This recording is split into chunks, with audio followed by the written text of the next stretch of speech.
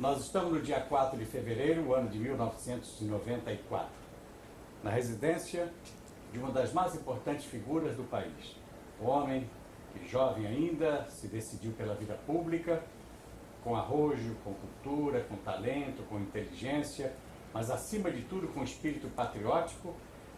Durante muitos e muitos anos vem se devotando ao seu trabalho e trazendo consigo verdadeira legião de batalhadores, de sonhadores e principalmente de realizadores. Essa história, Dr. Montoro, começa no ano de 1914, como repórter em busca da memória política do Brasil para o momento legislativo, que é uma produção e de responsabilidade da União Parlamentar Interestadual, que o senhor ajudou a criar. No decorrer da conversa nós vamos saber. Essa entidade é, neste ano de 94, presidida por um deputado de São Paulo, o deputado Tonico Ramos. A memória política do Brasil, por meu intermédio, vem o senhor, porque o senhor é uma das mais importantes e belas histórias que nós temos dentro de São Paulo e pelo Brasil. Tenho, portanto, inicialmente o nosso agradecimento e dizer ao senhor da alegria e felicidade e a honra mesmo de estar diante do senhor para deixar para esta e outras gerações um pouco da sua história. Então, o senhor, Dr. André Franco Montoro, começa a nos dizer por que do seu nome, a data do seu nascimento, que já tem 77 anos decorridos. Eu nasci no dia 14 de julho de 1916. 14 de julho é a data da tomada da Bastilha. Meu pai era fanático pela Revolução Francesa e por isso ele me deu o nome de André Franco. Franco não é nome de família, não. É o prenome composto, André Franco Montoro. Ficou depois Franco Montoro, porque quando eleito vereador tinha que escolher um nome parlamentar, de 2 nomes apenas, e a Câmara escolheu Franco Montoro. Mas foi esta a origem da denominação Franco, acrescida ao nome André. Onde o governador Montoro nasceu? Nasci em São Paulo, no coração de São Paulo, no Largo do Aroche.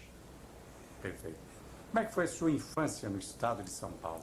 Bom, infância, juventude. Eu morei sempre naqueles redor do Largo do Aroche, Rua Jaguaribe.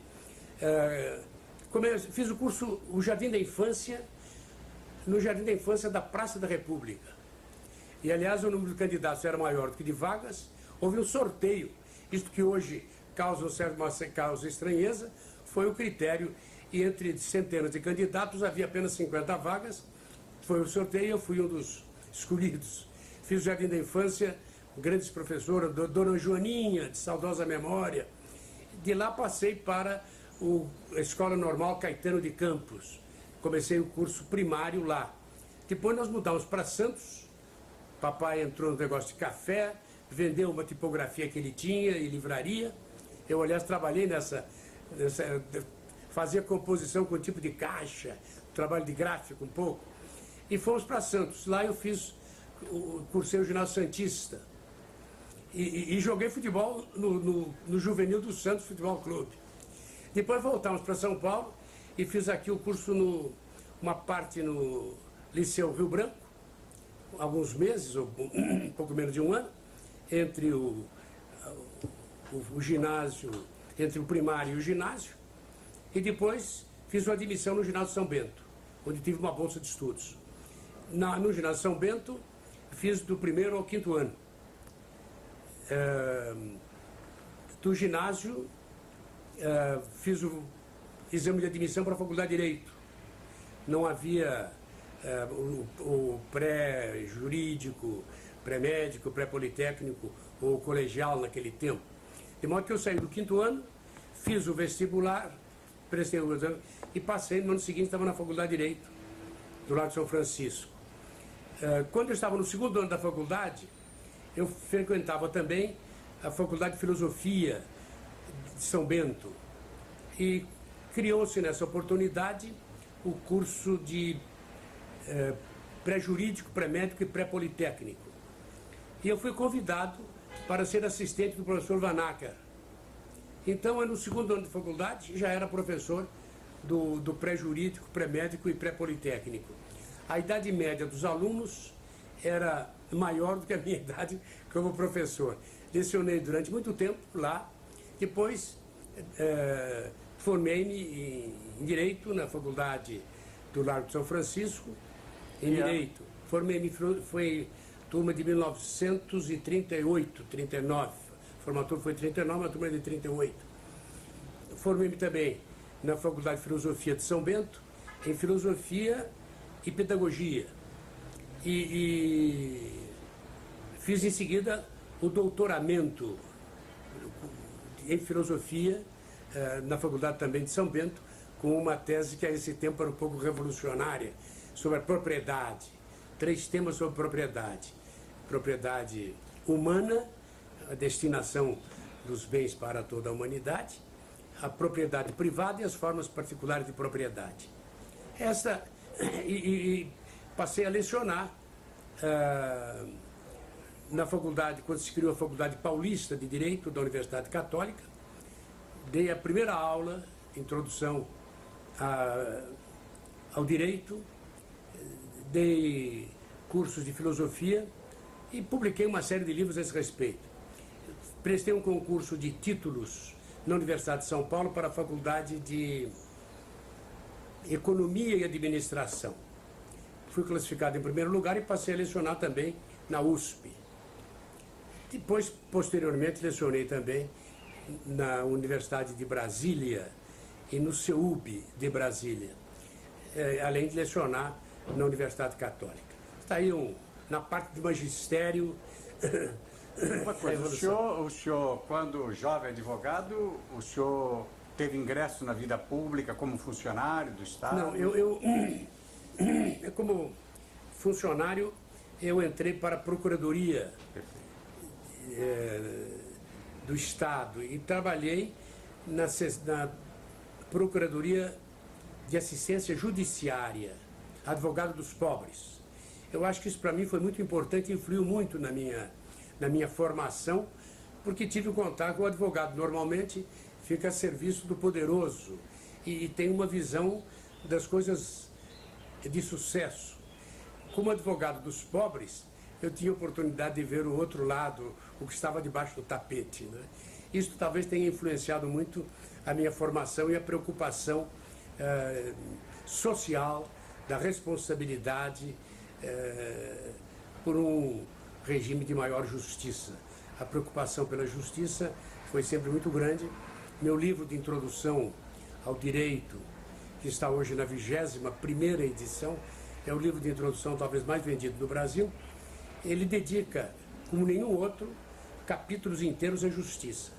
A visão positivista, formalista, que domina grande parte do direito, esquece esse aspecto da justiça. E eu, talvez por influência desse primeiro contato com a pobreza, a desigualdade, sempre lutei pela justiça. Abro o livro com a frase de um grande jurista que diz, do mandamento do advogado: o teu dever é lutar pelo direito, mas no dia em que encontrares o direito em conflito com a justiça, luta pela justiça. Eu acho que esse aspecto é fundamental, está ligado a uma visão humanista do direito e tem sido uma das diretrizes da minha atuação, quer na cátedra da universidade e quer na vida pública. Doutor Montoro, antes de chegarmos à sua trepidante e espetacular vida pública no Parlamento, em todas as suas instâncias, desde a Câmara até o Senado da República, desde a Câmara Municipal, nós queríamos ainda, para esta memória do Brasil, um pouco mais dessa sua vida. Como é que foi esse seu início, o jovem advogado Franco Montoro, o sonhador, o batalhador dos pobres, o advogado dos pobres? E quais foram as figuras que tiveram importância, figuras públicas que naquela época tiveram assim, importância na sua própria formação política, no seu ingresso num partido político, etc., né? Não há dúvida. Eu, no tempo de faculdade, trabalhei muito na Ação Católica, JUC, Juventude Universitária Católica, e em movimentos sociais.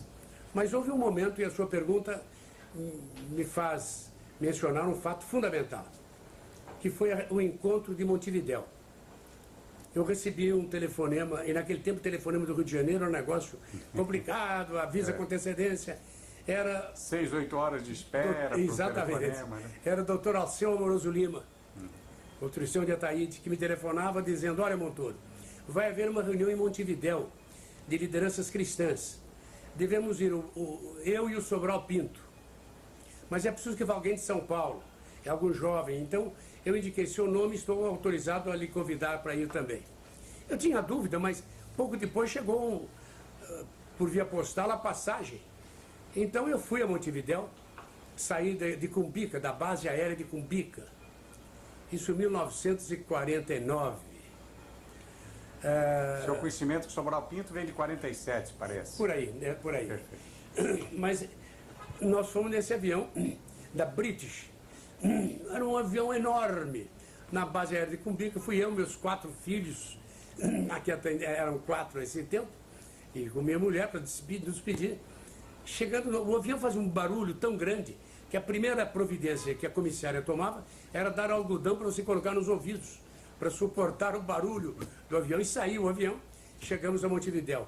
E ali em Montevidéu, eu participei de uma reunião impressionante. Estavam presentes, por exemplo, o Eduardo Frei, que depois foi presidente do Chile. Cujo filho agora acaba de ser Cujo reeleito. filho acaba de ser reeleito. O Rafael Caldeira, o Gabriel Valdés, que é presidente do Senado do Chile hoje, e uma série de outras lideranças cristãs. E lá, Dr. Alceu Amoroso Lima era uma das figuras centrais. Quem havia convidado era Dardo Regules, uma grande figura uruguaia, foi ministro das Relações Exteriores e ministro da Justiça. E lá houve uma reflexão conjunta sobre a necessidade de que os cristãos assumissem responsabilidades políticas e participassem da vida pública para encarnar a doutrina social cristã. Eu me lembro da frase que era muito usada: a doutrina social cristã não foi feita para ser recitada, foi feita para ser concretizada, encarnada. E isto é de responsabilidade do cidadão, dos chefes de família. E nesse sentido, decidimos organizar um movimento aqui no Brasil. Quando se falava em organizar no Brasil, o doutor Alceu tirava o corpo dizendo: a minha vocação é literária, eu sou crítico literário e sou até ingênuo em matéria política, de modo que eu seria envolvido e não tenho jeito para isso. O Sobral dizia: eu sou advogado, não. Se quiser fazer uma coisa séria em matéria política, quer dizer, precisa começar por São Paulo. São Paulo é 50% do Brasil nessa matéria. Por isso está aqui, nós trouxemos um jovem que é o Montoro e que poderá ajudar esse movimento. O grupo jovem, principalmente, não me procurava muito e não me conhecia. O meu apelido lá ficou sendo ele 50%. Eram 50%. Tínhamos algumas reuniões e resolvemos organizar um movimento aqui em São Paulo, aqui no Brasil. O doutor Alceu voltou conosco e ficou alguns dias aqui em São Paulo. E organizamos um movimento chamado Vanguarda Democrática, que era um movimento destinado a aglutinar as pessoas para organizar um partido, entrar num partido. Mas era tal a nossa resistência que não organizamos nem entramos num partido imediatamente. Quando se aproximou a época das eleições, era necessário que a gente se engajasse. Então, acabamos entrando para o partido, e eu me lembro que escrevi até um artigo criticando, de certa forma, a nossa posição. O título do artigo era esse: política não é digna, mostrando a posição pretensiosa. Nós nos consideramos superiores e a política não era digna da nossa presença. Era preciso ter a coragem de sujar as mãos, entrar na política, e acabamos entrando para o Partido Democrata Cristão. Entramos, fizemos uma grande modificação lá dentro. Era o Queiroz Filho, o Arruda Sampaio, o pai do Plínio, um grande promotor, o Kujavski, Gastão Lacreta, Helena Junqueira, líderes do movimento operário, do movimento de mulheres, professores, em suma, muitos promotores, e iniciamos esse movimento. Concorremos às eleições. Na primeira eleição, indicamos 4 candidatos a deputado estadual e 2 a deputado federal, o Queiroz Filho e o José Reis, um jornalista que até foi diretor das Folhas. Feita a eleição, todos foram derrotados. foi um desânimo geral. Mas aí alguém lembrou um verso, uma poesia de Zorrilla de San Martín. A semente precisa ser esmagada para que a árvore cresça. E nós tratamos de crescer. Continuamos o movimento e aí o partido realmente passou a crescer. Na primeira eleição tivemos 3 deputados federais, depois 7 deputados,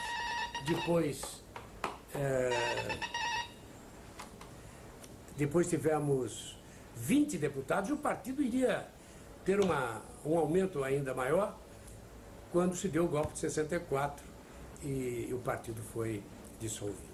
Mas aí o senhor está lá no ano de 1947, entre 47 e 50, nós no entramos, PDC. Em 50, formamos a Vanguarda Democrática e começamos esse movimento. Na primeira eleição, todos foram derrotados. Na segunda eleição municipal, aí o grupo lá de Moinho Velho, no Ipiranga, lançou minha candidatura, me obrigou praticamente a ser candidato a vereador.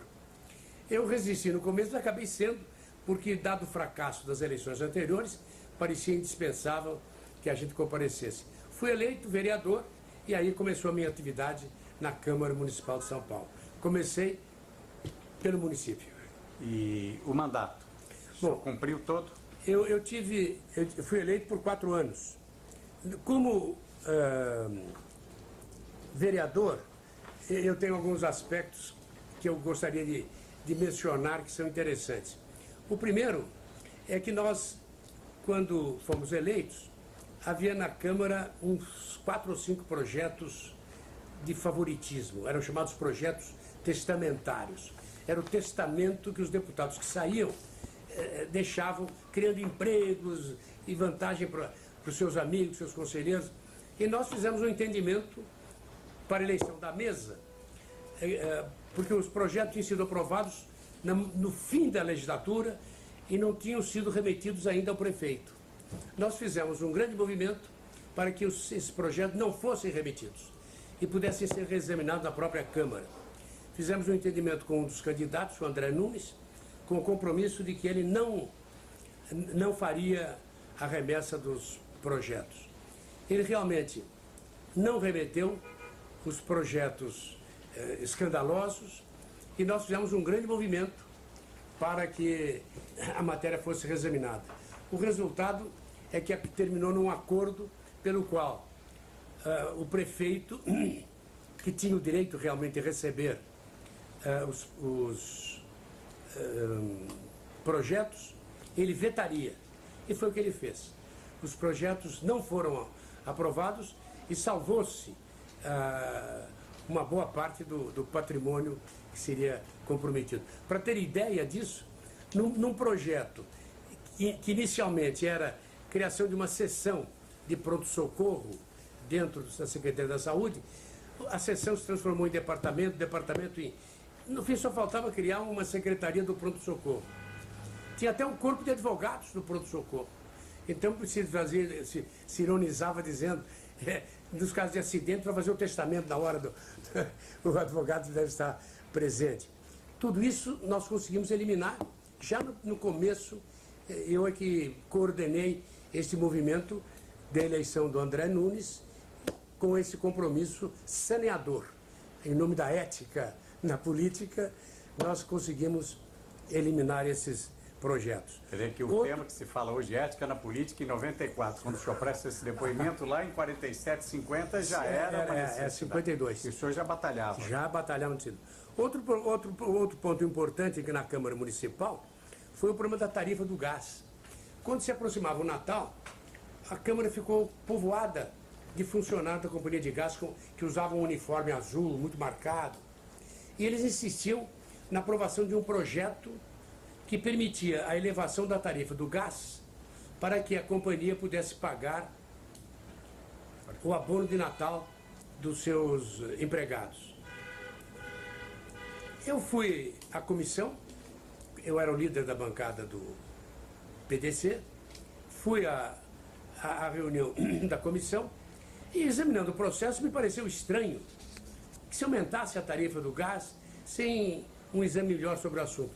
Pedi vista do processo, com compromisso e com protesto. Vai tirar o bom Natal dos empregados? Não. Era sexta-feira, eu segunda-feira trago o meu parecer, o meu voto a esse respeito. Aproveitei o fim de semana para entrar em contato com advogados e funcionários da Prefeitura.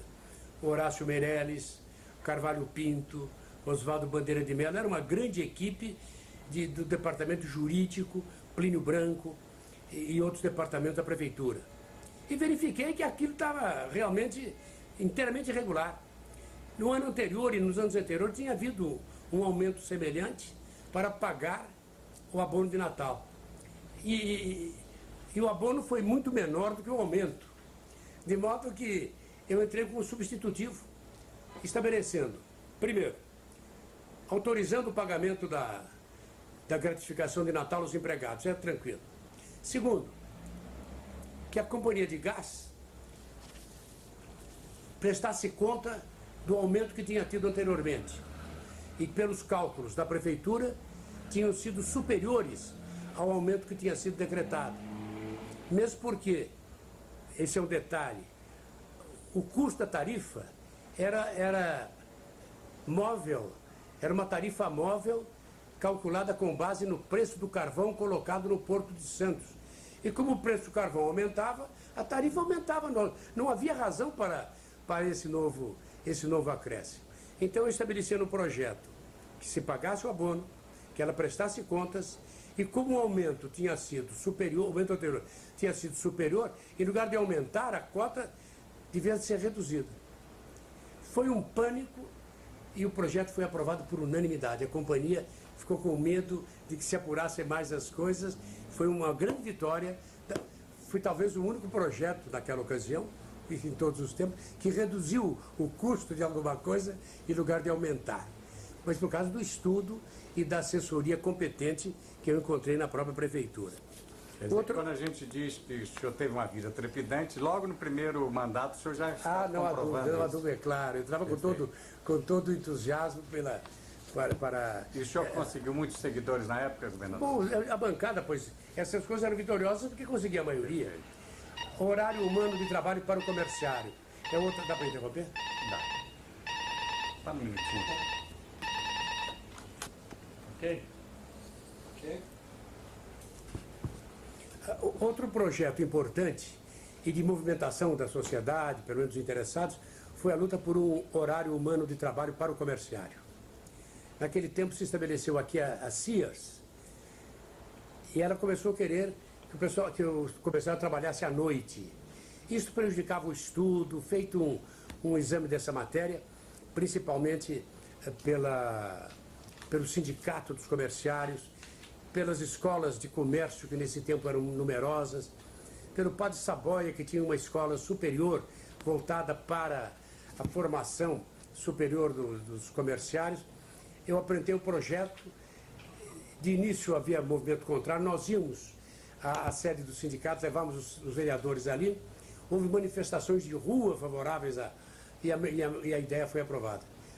Foi a primeira lei de defesa do comerciário aprovado pela Câmara Municipal. Até então havia uns abaixo-assinados permitindo esse trabalho irregular. Outro ponto importante que eu gostaria de mencionar em relação à atividade como vereador foi o encontro que eu tive com Getúlio Vargas. São Paulo não tinha autonomia, o prefeito era nomeado. E havia um movimento pela autonomia para que São Paulo pudesse eleger, as capitais pudessem eleger o seu prefeito. Houve uma comissão e eu era presidente da comissão. Fomos recebidos pelo Getúlio. E ele fez a seguinte consideração. Nos mostrou, nós éramos a 10ª comissão que ele recebia. As 9 anteriores tinham sido reuniões do Rio de Janeiro. E o Getúlio nos disse, vejam, eu aqui sou obrigado as outras comissões, uma vem pedir água para esse bairro, a outra vem pedir ônibus para aquele outro bairro, outra, benefícios da cidade. O presidente da República, aqui no Catete, é uma espécie de superprefeito do Rio de Janeiro. Eu não posso pensar no Brasil, porque sou pressionado. Ele diz, vocês poderão, por que o senhor recebe? Ele diz, mas eles vêm com senadores, deputados, com embaixadores, eu sou obrigado a receber. A solução é tirar a capital daqui, Petrópolis, Minas, Triângulo Mineiro, lugar qualquer, mas para se pensar no Brasil é preciso sair. E fez um apelo no sentido da mudança da capital. Isso influiu de tal forma que eu fui, talvez, o único deputado de São Paulo, quando fui eleito deputado federal, que defendeu ardorosamente a saída da capital do Rio de Janeiro para que o presidente pudesse pensar no Brasil. Perfeito. Então, aí o senhor está nessa sua atividade na Câmara Municipal. E saí de lá também em sinal de protesto. E como é que foi esse protesto? Por que o senhor renunciou ao mandato? Eu renunciei ao meu mandato de vereador denunciando uma PC Faria. Pois não. Nós havíamos lançado como candidato, era o ano do centenário, 1954, quarto centenário da Fundação de São Paulo. O prefeito era o Jânio Quadros. Para a Câmara Municipal seria interessante ter um homem, o Jânio era um homem de outro estado, moço, representando de certa forma a renovação.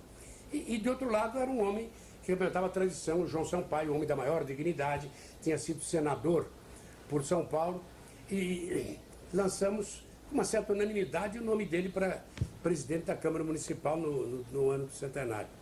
Mas de repente surgiu uma outra candidatura que praticamente começou a comprar votos e na hora da votação houve o seguinte resultado, eram 45 deputados. 22 votos para o João Sampaio, 22 votos para o Sr. William Salem. E um voto em branco, era o voto do João Sampaio, que não votava nele mesmo. O que mostra o aspecto ético e que até um pouco exagerado que ele adotava. Mas aí, no segundo escrutínio, o outro candidato começou a passar cheque no plenário, comprando, e ganhou a eleição. Quem era esse outro candidato? O William Salem. Ah, perfeito. Que foi, aliás, depois cassado até por corrupção declarada. Bom, eu, nesse momento, fui ao microfone e, em sinal de protesto, renunciei ao meu mandato. Mesmo o meu suplente era um líder operário. Eu era professor universitário, estava achando que precisaria voltar para a cátedra também. E a minha saída não traria nenhum problema, porque era substituído pelo José Moraes, que era o presidente da JOC, Juventude Operária Cristã. Assim saí da Câmara Municipal, recebi as maiores homenagens da minha vida, feita pelo Centro 11 de Agosto, pelos sindicatos, etc. E 2 anos depois fui candidato a deputado estadual. E aí, como é que foi essa campanha? Aí eu fui eleito também com uma votação muito grande. E no dia da posse como deputado, eu fui eleito presidente da Assembleia. Na minha primeira fala na Assembleia Legislativa foi como presidente. Presidente da Casa. Primeiro mandato de deputado? Primeiro mandato de deputado e o primeiro dia. Né? Eu fui eleito exatamente pela repercussão de minha atuação como vereador. Eu era primeiro dia de deputado, mas já era um homem conhecido e comprovadamente de espírito público. Não é? Governador, antes de ir um pouco de detalhes agora na sua atuação como deputado estadual por São Paulo e presidente da Assembleia, voltaria um pouquinho então no tempo para que o senhor falasse da sua emoção sobre algumas personalidades, como Getúlio Vargas, que o senhor, moço político de São Paulo, teve a oportunidade de, no tete-a-tete no Palácio do Catete, ter o que o senhor acabou de narrar, né? E quais foram as figuras políticas que lhe impressionaram nesse período de Getúlio, quando o senhor ainda era um moço vereador? Bom, as grandes figuras eram o Getúlio, inegavelmente, foi uma figura das mais impressionantes. Ao lado dele havia ministros como Oswaldo Aranha, era um homem também de muita simpatia, muita competência. Né? Na oposição a ele, no antigetulismo, a figura do Carlos Lacerda, né? Que eu conheci depois, quando eu fui eleito, 4 anos depois, eu fui eleito deputado federal. Aí eu era em 52, em 54, eu fui eleito deputado estadual e presidente da Assembleia. Depois, como deputado federal, é que eu tive maior contato com essas personalidades. Mas como deputado estadual, tem algumas coisas interessantes. Uma das figuras que mais movimentava a Câmara era uma deputada, a Conceição da Costa Neves, muito inteligente, e eu me lembro de que o primeiro discurso que ela fez quando eu estava na presidência, ela fez um ataque violento ao Jânio Quadros, que era governador. E terminava com essa expressão: este é o recado que eu mando ao senhor governador, ao senhor Jânio Quadros, a esse palhaço. Eu toquei a campainha e disse: a taquigrafia não registrará a expressão palhaço aplicada ao senhor governador. Ela se aproximou do microfone, pensei que ela fosse protestar. Ela, de repente, me disse lá: muito bem, senhor presidente, pensando bem, o senhor fez bem. Seria uma ofensa à classe dos palhaços. Veja, a presença de espírito, isso define muito o que era a Conceição Santa Maria, que tinha sido a atriz, ela representava com Procópio Ferreira, tinha uma presença de espírito extraordinária. Foi uma pessoa que marcou muito a Assembleia. Nessa minha atividade também como deputado, há um episódio que merece ser destacado. Quando eu deixei a presidência, estava preocupado com o problema do Vale do Paraíba. Eu sempre tive uma preocupação muito grande com as hidrovias. A água é uma riqueza extraordinária. Euclides da Cunha diz: nossos rios abandonados.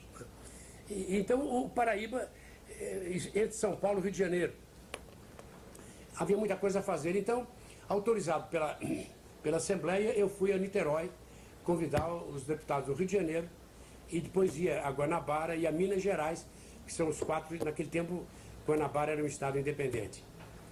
Fui a Niterói para convidar o pessoal. Quando tomei a barca de abrir o jornal, li a seguinte matéria: chega hoje a Niterói o representante da plutocracia paulista, Franco Montoro, para embair a boa-fé dos fluminenses. Fiquei apavorado. Cheguei à Assembleia, eram amigos, o Vasconcelos Torres e outros deputados, mas me receberam com toda a solenidade, me chamando de Vossa Excelência, me deram a palavra, e antes disso, o Vasconcelos disse que os fluminenses estavam informados dos seus direitos, e papá, uma introdução assim defensiva contra alguém que fosse. Eu usei da palavra: olha, meus amigos, há algum equívoco aqui. Eu vim convidar vocês para juntos estudarmos esse problema do Vale do Paraíba, que está poluído, pode ser uma riqueza imensa para nossos estados, e nós, como parlamentares, representantes da população, não podemos ficar indiferentes a isso. Houve umas reuniões, o Instituto de Engenharia de São Paulo se pôs à disposição, e eu venho convidar vocês para indicarem alguns deputados e alguns engenheiros ou pessoas ligadas ao problema para estudarmos, juntos com os parlamentares do Rio de Janeiro e de Minas Gerais, esse problema do Vale do Paraíba. Se quiserem, façam uma reunião aqui, mas não há nenhum sentido. E afinal a coisa se modificou, e depois descobrimos o que havia por trás disso. É que a Light tinha uma usina e não queria que todo o Rio Paraíba funcionasse em relação ao seu interesse. E se a gente começasse a ver as outras utilidades da água, porque a água ela serve para a população, alimentação, para abastecimento da população, abastecimento da indústria. O peixe, um alimento formidável, serve para o transporte, a hidrovia, serve para a produção de energia, serve para o esporte, serve para a irrigação. É uma riqueza imensa que estava abandonada. Esse assunto se prendia na época a chamada represa de Lages, por acaso? Não, isso era um detalhe. Era um detalhe. Afinal, houve a reunião em São Paulo, houve um debate muito importante, criou-se o seu visto Vale do Paraíba, caminhou-se um pouco, mas ainda é um problema atual, talvez da maior importância. A juventude latino-americana, que está se organizando em toda a América Latina, no Brasil está se organizando em função das bacias. E organizou-se na Bacia do Paraíba e fez um seminário agora sobre a juventude e o Rio Paraíba. Do Paraíba que temos para o Paraíba que queremos.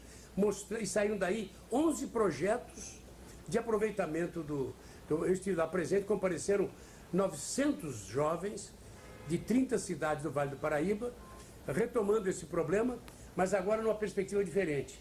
Não apenas o governo, a grande mudança é incorporar a sociedade. Não podemos ter uma democracia apenas representativa. Devemos ter uma democracia participativa. E no Vale do Paraíba isso está se dando.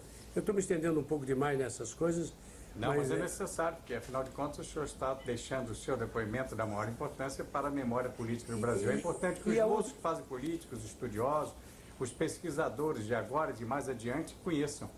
E outro ponto em que eu atuei muito foi na organização da União Parlamentar Interestadual. Teve a nossa opinião. Exato. Eu fui convidado pelo secretário-geral da União Parlamentar Internacional e fui a Genebra. Eles estavam interessados em levar a experiência da União aos estados de Constituição Federativa, como, por exemplo, Brasil, México, para que se fizesse, no plano interestadual, uma experiência semelhante à que estava sendo feita. Eu fui, recebi os elementos e promovi uma primeira reunião que foi aqui no Municipal, com a presença do Juscelino Kubitschek, que era presidente da República, e com presidentes de quase todas as assembleias. Foi o início, mais difícil. Isso lá pelos idos 55, 56? Foi por aí, foi por aí. Foi 56, 57, né? Perfeito. 56 ou 57. Começou, tomaram-se algumas decisões, mas eu acho que precisou aí o Tunico Ramos, com aquela perseverança dele, conseguir dar a estrutura que vocês têm agora e que merece parabéns. Muito obrigado. Governador, o senhor ainda está na Assembleia Legislativa. O senhor tomou, inclusive, medidas administrativas da maior importância que geraram polêmica na época, né? Sim. Mas que serviram de ensinamento como bem administrar uma casa. Como é que foi isso? Claro. Um ponto importante foi o seguinte: nós não nomeamos nenhum funcionário. Nenhum. Caso inédito, e as pressões eram enormes. E eu me lembro que, inclusive, para a taquigrafia, era preciso a convocação de gente. E queriam que nomeasse fora. Eu mandei verificar o concurso que havia sido feito há pouco tempo para aproveitar aqueles que estavam ali. Bom, mas esse aspecto realmente torna-se muito atual diante dos escândalos da pletora de funcionários, do excesso de funcionários que marca em geral as nossas repartições. A propósito, lá adiante, mais caminhando para o final da sua entrevista, nós vamos falar inclusive do seu movimento Participa Brasil, mas isso é coisa bem lá para trás, lá para adiante. Queria então, governador, que o senhor dissesse os problemas que o senhor, como vereador, deputado atuante, e estamos aí comprovando nesses documentos que estamos realizando, e como deputado federal, os problemas do Brasil eram graves como estes, os males eram os mesmos que estamos sentindo hoje.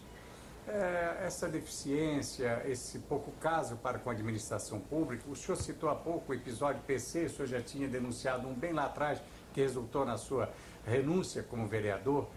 O que faltou, o que falta ao Brasil para que ele seja o Brasil dos seus sonhos, que é o Brasil que o brasileiro precisa também? Bom, a política, como a natureza, não dá saltos. Há um movimento progressivo, né?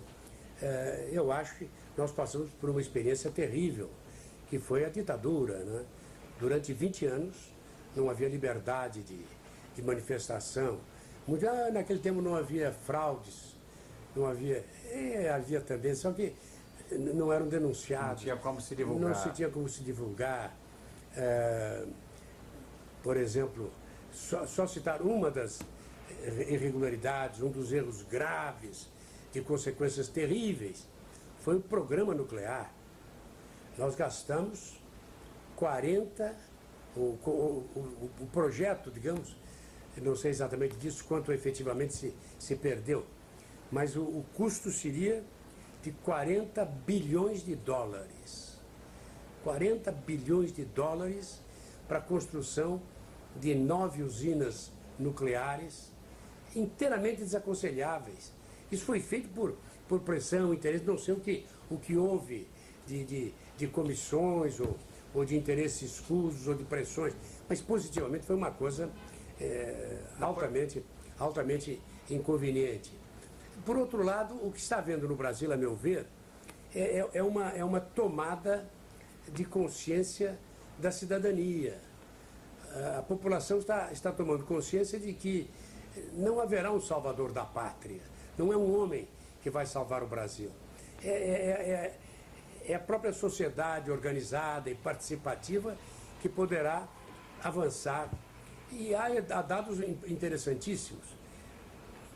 Por exemplo, antecipando um pouco, talvez, pela sua pergunta, a campanha das eleições diretas foi um movimento impressionante e de significação histórica. Foi talvez o movimento histórico de participação popular mais importante da história do Brasil e do mundo. Quem derrubou a ditadura no Brasil? Foi um golpe de Estado? Um contragolpe? Não. Foi o povo nas ruas, em todos os municípios do Brasil, fazendo sentir que era necessária a democracia. No primeiro momento da campanha das diretas, na votação da emenda Dante de Oliveira, fomos derrotados. Mas nós continuamos a luta, apresentando a candidatura do Tancredo Neves, até mesmo no colégio eleitoral. Com um detalhe, nessa época o senhor era um nome altamente cogitado, inclusive, para a posição eu maior era do o candidato Brasil. do Tancredo. Por que o senhor abdicou? Não, porque era preciso. Essas coisas tem que fazer com o espírito Que era público. realmente, o senhor era o grande cotado. Eu era o governador, eu aqui tinha coordenado a campanha. O Tancredo dizia mesmo, eu tinha tido mais de 5 milhões de votos, ele tinha tido 2 milhões. Ele achava que eu era melhor orador e comunicador do que ele. São Paulo era mais importante. Mas aqui em São Paulo havia outros problemas também. E por outro lado, o Tancredo era, pela sua habilidade, pela sua mineirice, o homem indicado para a transição. E eu fui ouvindo, e é claro que mostrei um certo despreendimento nessa história, e a coisa realmente caminhou para o Tancredo Neves. E no colégio eleitoral, o grupo mais democrático, mais sensível às manifestações populares, acabou rompendo com o governo. Era o Marco Maciel, o Aureliano Chaves, o Sarney e outros passaram a votar com o Tancredo e com isso derrubamos a ditadura. Vamos voltar então ao seu mandato de deputado federal. Qual foi a importância que o senhor encontrou no parlamento dessa sua época, no ano da sua eleição, em 58? Em primeiro lugar... Porque nós vimos de 4 anos de muita agitação, já vimos do suicídio de Getúlio, sobre o qual o senhor talvez possa dar uma palavra, não? Bom, minha primeira... Qual foi o parlamento que o senhor encontrou em 58? Em 58, quando deputado, eu cheguei ao Congresso um pouco cheio de importância, achando que São Paulo tinha uma importância muito grande, que o Congresso era fraco. E quero confessar a vocês que fiquei impressionado. Eu escrevia cartas para o pessoal aqui e dizia, olha, o Rio de Janeiro, o Congresso Nacional é um negócio muito mais sério. Havia figuras como o Carlos Lacerda, o próprio Juscelino, Afonso Arinos, Prado Kelly, grandes figuras. O senhor conviveu com Mangabeira. Otávio Mangabeira. Eu não lembro todos os nomes, mas Vieira de Mello. Vieira de Mello. As comissões examinavam os problemas com muita seriedade. Nas horas vagas, à noite, eu ia frequentemente a conferências. Eu havia organizado o ISEB, onde havia conferências do professor Corbusier, um o dos Roland coordenadores. Corbusier, o Cândido Mendes e várias outras figuras. E era realmente algo de muito sério, que representavam, para mim foi uma surpresa. Na minha atuação na Câmara Federal, o meu primeiro discurso foi sobre a integração econômica, política e cultural da América Latina. E logo depois eu fiz uma proposta, que foi a primeira proposta no continente, de criação de um parlamento da América Latina. Era 1963. Com o golpe de 64, foi impossível levar avante do Brasil e o Parlamento Latino-Americano fundou-se em Lima, no Peru, onde havia um clima maior e onde havia a figura de um senador muito preocupado com o problema, que foi, aliás, o secretário-geral do Parlamento durante muitos anos, o senador André Tausa. E assim começou o Parlamento Latino-Americano, que evoluiu, cresceu e agora tem a sua sede permanente em São Paulo.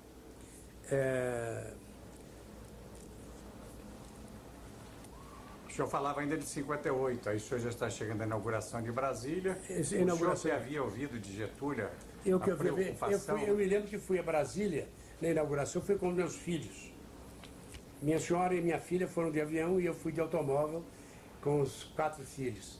E era emocionante a ida para Brasília, porque chegavam os automóveis de outros pontos, com bandeiras, a caminho de Brasília, com um entusiasmo fantástico, né, de um novo Brasil.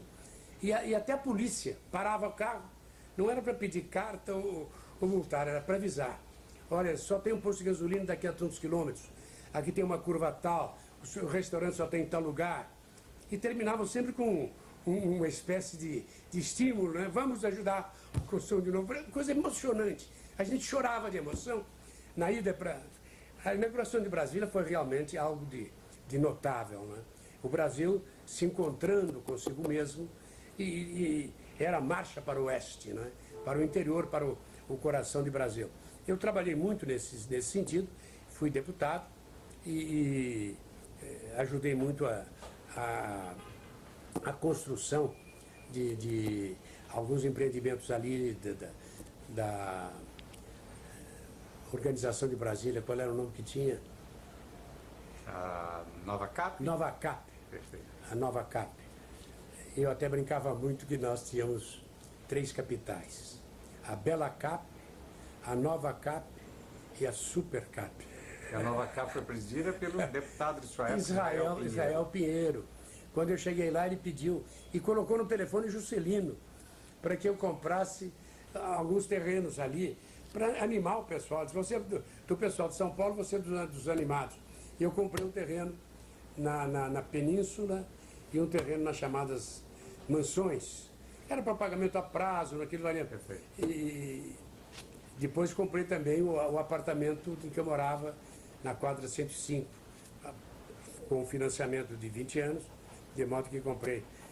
Depois eu vendi tudo aquilo para comprar esse apartamento em que estou agora. Aí, governador, então o senhor está em Brasília nesses 4 anos de absoluta agitação, porque o senhor atravessou, a sua eleição foi em 58, o Juscelino tomou posse em 56. Período que nós tivemos Jacarecã, Garagaça, todos aqueles movimentos que tentavam, né, derrubada de Juscelino. Como é que foi a sua atividade dentro deste parlamento, ainda até aqui, 58 a 60, ainda no Rio de Janeiro? Que era o Lacerda, o grande agitador do outro lado na época, o DN, né, vibrante, né? É claro. Bom, o que é que o senhor destaca desse período, para esse documento? Era inegável o valor intelectual do Carlos Lacerda, né? Como orador, a sua veemência e o fundamento. Havia realmente abusos de outro lado, mas inegavelmente ele exagerava muito e tomava certas posições que a gente não podia aceitar na sua integridade, né? A minha tendência era muito mais numa linha nacionalista, moderada, sem os exageros de certos subversivos, digamos assim, mas acompanhei de perto. E como deputado novo, eu mais aprendi, eu não tinha uma atuação assim destacada, era um pequeno partido, a luta era entre PSD e o DN, né? O PSD ligado ao PTB e o DN. O PDC era um pequeno partido, nós pensávamos muito mais num futuro mais remoto. Mas que tinha feito prefeito e governador de São Paulo. Época, né? Exato. E era o começo de uma mudança nesse sentido. E aí apresentei alguns projetos. Eu me lembro que um projeto que tem muita repercussão foi chamado projeto Salário Não é Renda, estabelecendo que até 5 salários mínimos não se pagaria imposto de renda. Isso, a partir daí, uma taxa pequena até chegava a 35% ou 40% o imposto sobre as quantias maiores, obedecendo ao princípio de quem pode mais pagar mais, quem pode menos pagar menos e quem não pode não paga. Foi lei e funcionou até 64. Aí os ministros da economia do governo acabaram com com essa lei e substituíram por critérios diferentes. Um dos ministros da Fazenda de Juscelino nessa época foi o doutor José Maria Alckmin. Foi José Maria Alckmin, que era um homem... Um dos maiores nomes de Minas Gerais. Um dos maiores nomes de Minas Gerais. Como é que o senhor se conduziu pelo seu pequeno PDC em relação às atitudes do ministro naquela época? Não, ele era do PSD mineiro. Ele era do PSD mineiro e teve uma atuação destacada. O debate, por exemplo, entre ele e o Carlos Lacerda, houve um famoso debate em que ele tinha em mãos um documento que estava sendo exigido. Ele levou o documento, se referiu a ele, e o Lacerda não conseguiu ver o documento porque ele embrulhava as coisas de tal forma que acabou o tempo e ele terminou o discurso, dando as satisfações, mas não entregando o documento. E uma série de outros episódios importantíssimos de debate, a criação, por exemplo, de um conselho que queriam criar com os ex-presidentes, né? Eu até apresentei nessa ocasião um substitutivo que me parece deva ser introduzido no Brasil como em outros países. O presidente da República, terminado seu mandato, ele deve ser considerado senador vitalício. Porque ele passa, depois de 4 anos ou 5 de presidência da República, passa a ter uma série de informações que são um curso de alta política concreta. Ele conhece os problemas do país. Afastado da vida pública um homem como esse é um erro. E em lugar de criar um novo órgão como se propunha, eu dizia, vamos apenas estabelecer que o ex-presidente é senador vitalício, como há em vários países. Eu assisti na Venezuela, num momento de crise, um debate entre 2 ex-presidentes, o Rômulo Bittencourt e o Rafael Caldeira, trazendo a sua contribuição, a sua experiência, a sua sabedoria para a crise que se instalava no país. Eu acho que isso deve ser feito. E, a rigor, nos estados também, eu acho que os ex-governadores deviam ser automaticamente deputados. Para estar na Assembleia, eles conhecem os problemas, até para esclarecer, muitas vezes, seus atos como governadores, ou para identificar aqueles que querem se aproveitar do interesse público, né? O senhor, então, teve a sua atuação nesse mandato de deputado federal? Nessa ocasião, eu fui ministro. Exato. Eu fui eleito ministro depois de um episódio interessante da renúncia do Jânio. Eu acompanhei de perto a renúncia do Jânio. Queríamos chegar exatamente a esse fato, que foi toda aquela verdadeira guerra para evitar a posse de Jango. Como é que foi esse episódio até o Jango assumir o senhor ser ministro? Eu fiz parte da comissão daquela delegação do Brasil, a China e a Rússia, com o Jango lá, indicado pelo Congresso. Era o governador de São Paulo, Carvalho Pinto. Ele me chamou um dia e disse, olha, o Jânio manda fazer um convite a você para integrar essa comissão que vai ser presidida pelo vice-presidente João Goulart, vai à China. Eu disse ao Carvalho Pinto, olha, no ano passado eu fui à União Interparlamentar na conferência que se realizou na China, no Japão, em Tóquio. E até falei em nome da delegação brasileira na dieta japonesa, que é o parlamento japonês. E ao voltar nós passamos pela China. E a China a gente vai uma vez na vida. Eu fui no ano passado.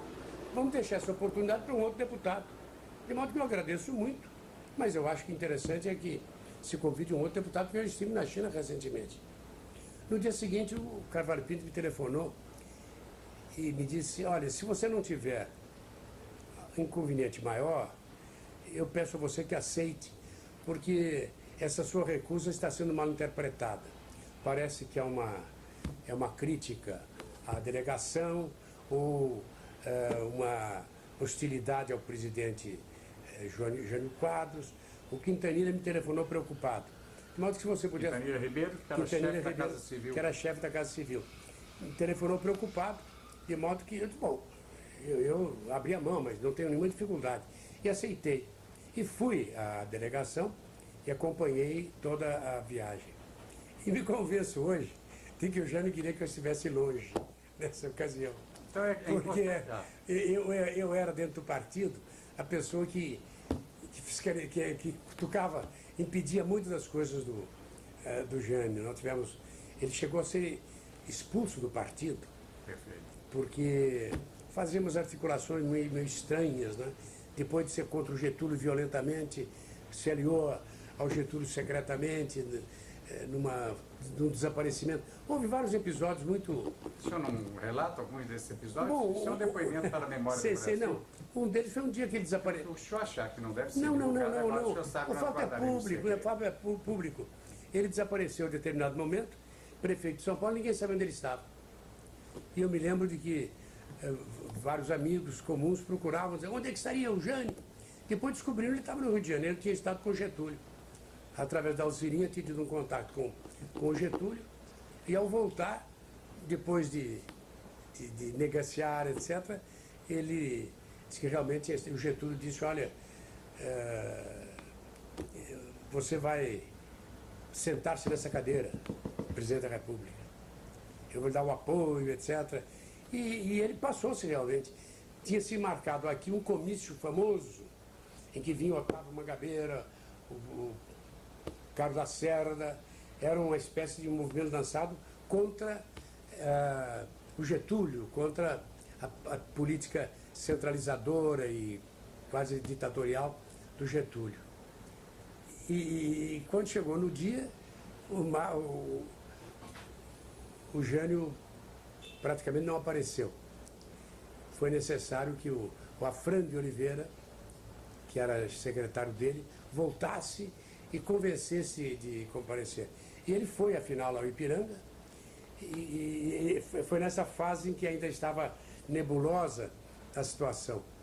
E fez um discurso, ele foi de cachecol, como se estivesse doente, gago, rouco, e atacou muito o Lucas Garcês, o governador, que não tinha que haver nada contra isso. Tem um discurso violento, etc., porque o Lucas não tinha comparecido. Governador meio ligado ao Getúlio, e ele comparecia. Mas poupou praticamente o Getúlio e atacou muito.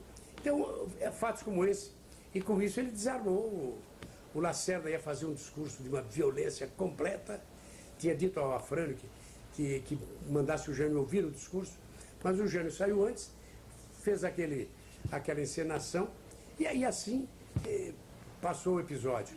Mas, bom, eu tinha tido com o Jânio vários episódios assim, de modo que, quando se deu a renúncia dele, o Jango, na China e na Rússia, fazendo discursos muito comprometedores, ele renuncia, o normal seria que o Jango o substituísse, mas a coisa se agravava, né?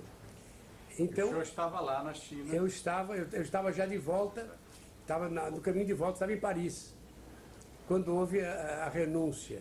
É importante, governador, como chegou a notícia para Jango e para o senhor, de que os 3 ministros militares impediam a posse de Jango? Bom, nós já não estávamos juntos. Perfeito. Nós não estávamos. Chegaram por via telegráfica, mas todos se concentraram em Paris. O Jango estava... Ele continuava a viagem, eu tinha voltado antes. Mas, dada a renúncia, ficamos mais alguns dias ali, e ali começou a se examinar qual seria a solução. Havia duas influências sobre o Jango. Uma primeira era a ideia que logo surgiu de uma emenda parlamentarista, porque os militares não concordavam com a sua posse, então a solução seria o parlamentarismo, ele assumiria, mas num governo de equipe. Ele aceitava, mas havia, dos homens ligados a ele no PTB, duas influências marcantes. A do Brizola e a do Santiago Dantas. O Santiago, achando que no interesse nacional era importante que ele aceitasse, era a forma de superar a crise e evitar uma guerra civil. Porque os ministros militares não dariam posse, iriam para uma baderna, para um golpe de Estado, que seria o fim da democracia. Seria o 64 antecipado. Perfeito. Mas o Brizola, quando ele falava com o Brizola apelava para gaúcho, tu és macho. Inclusive armou o Rio Grande do Sul e resistiu, né? Claro. E era contra a medida. Afinal, o Jango foi pelo bom senso e acabou aceitando a solução e tomou posse como presidente da República no regime parlamentarista. Foi escolhido... setembro de 61? Foi setembro de 61. Foi escolhido para primeiro-ministro Tancredo Neves, que tratou de organizar o ministério.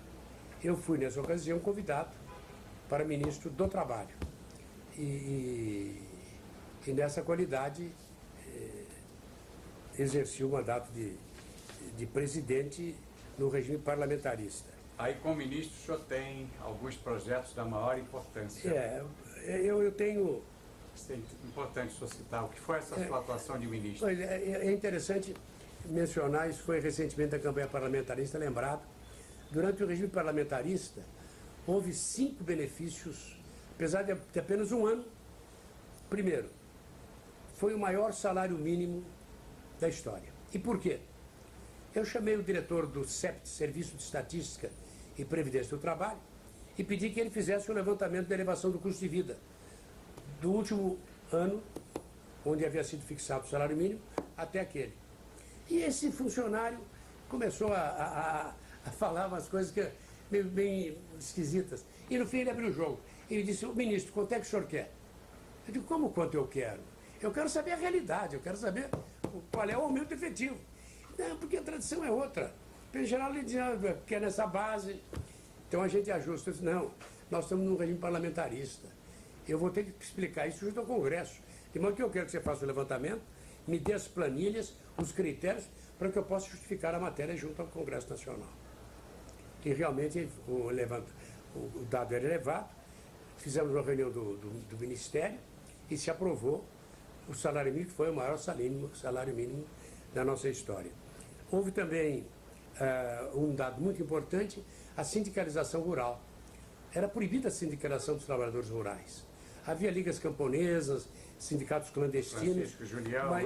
Mas a sindicalização rural começou no dia 13 de maio de 62, e aí também houve uma grande influência sobre o Jango para evitar que isso ocorresse. Havia os interessados em manipular os sindicatos e manter o caráter subversivo e não o ordenamento democrático. O Jango me chamou, até me falou sobre isso, dizendo: as Forças Armadas têm dificuldade. E olha, eu já conversei com o Conselho de Segurança Nacional e demonstrei a eles que em todas as democracias do mundo o trabalhador rural pode se sindicalizar. Não há razão para que no Brasil o trabalhador urbano possa se sindicalizar e o rural não. E o Jango acabou concordando. Ele disse: até deputados, e citou, o Brizola também punha algumas dificuldades. Eu disse: olha, se eles têm, nós estamos no regime parlamentarista. Façam uma manifestação no plenário, eu defenderei e assumo até o compromisso. Se o Congresso for contrário, eu renuncio, mas renuncio isoladamente para não prejudicar o Ministério no seu conjunto. O Jango, que era muito sensível do hábito, se levantou, me deu um grande abraço: você é o grande ministro, toque em frente. E eu toquei a coisa e no dia 13 de maio se iniciou a sindicalização rural dos trabalhadores brasileiros. Eu tenho um telegrama feito por Dom Helder Câmara, Dom Távora, me cumprimentando pelo gesto histórico. Eles diziam: por aí, em todos os municípios do trabalhador rural vai ter um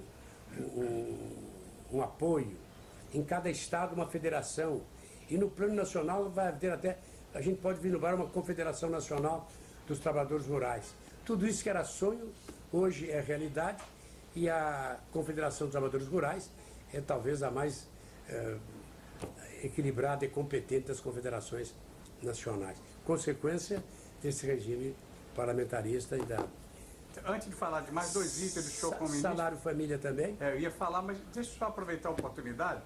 O senhor fala em Dom Helder e Dom Távora.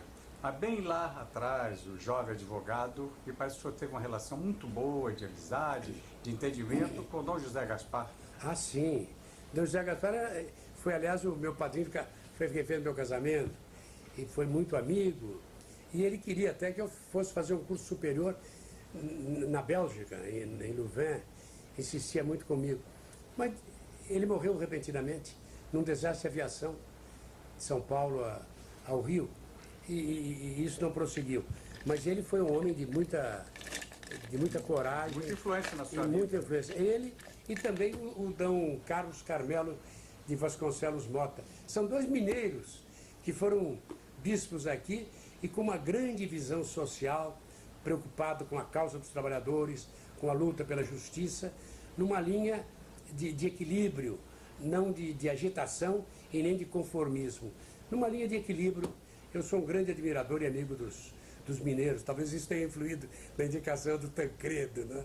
Porque eu acho que os mineiros têm uma sabedoria que o Brasil precisa aproveitar. Nós estamos para a memória política do Brasil, trazendo depoimento do ex-deputado, vereador, deputado federal, ministro, governador e sempre atuante e vibrante político que é André Franco Montoro. Este é um projeto da União Parlamentar Interestadual. Nós estamos no dia 4 de fevereiro de 1994 e repito as palavras iniciais com muito orgulho e provando para esta geração e para a geração do ano 2004 da sua competente autoridade política e de dignidade acima de tudo, né? E eu falava das 5, só para ficar registrado, ficarem registradas as cinco medidas de benefício do trabalhador. Eu mencionei o salário mínimo, foi o maior, mencionei a sindicação rural, o salário família, que estava na Constituição há 17 anos, foi regulamentado e efetivado no nosso período.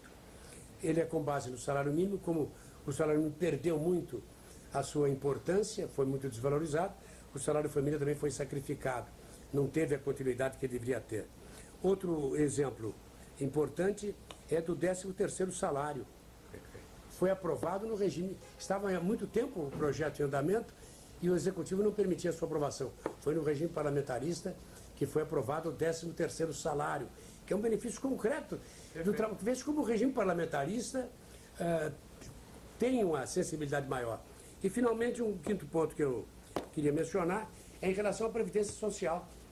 Nós fizemos as primeiras eleições para que os trabalhadores e os empresários participassem da direção dos institutos. Naquele tempo, a Previdência era dividida em vários institutos, o que, aliás, era muito razoável.